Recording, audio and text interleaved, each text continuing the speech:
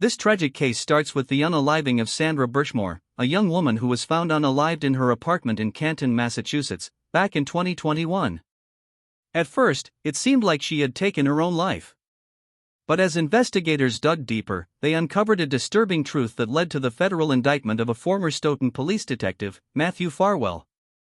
Matthew Farwell, who is now 38, had been involved with Sandra for years.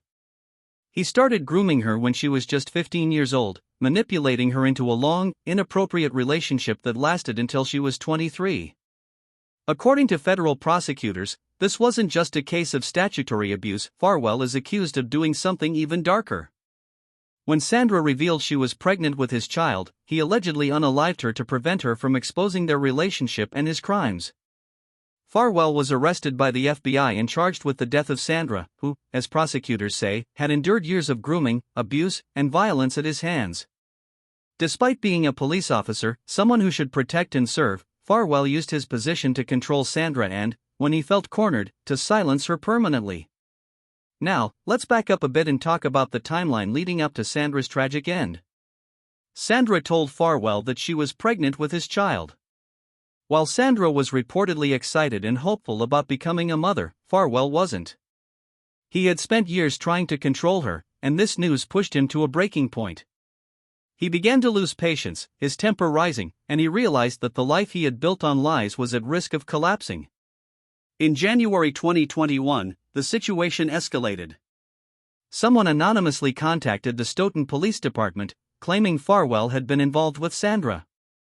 This was a huge red flag, and Farwell knew it. Not only had Sandra become pregnant, but now the secret of their relationship was at risk of being exposed.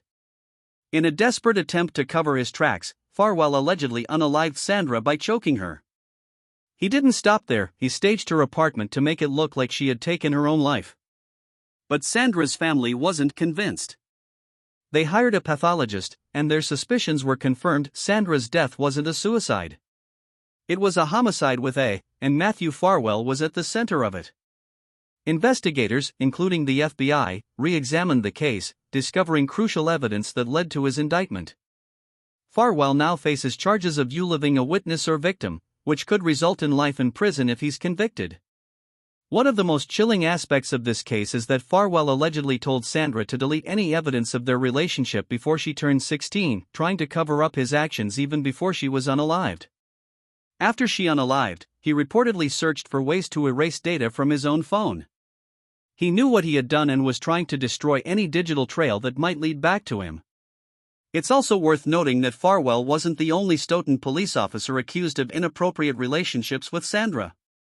2 other former officers were also implicated, although their relationships allegedly started after she was of legal age.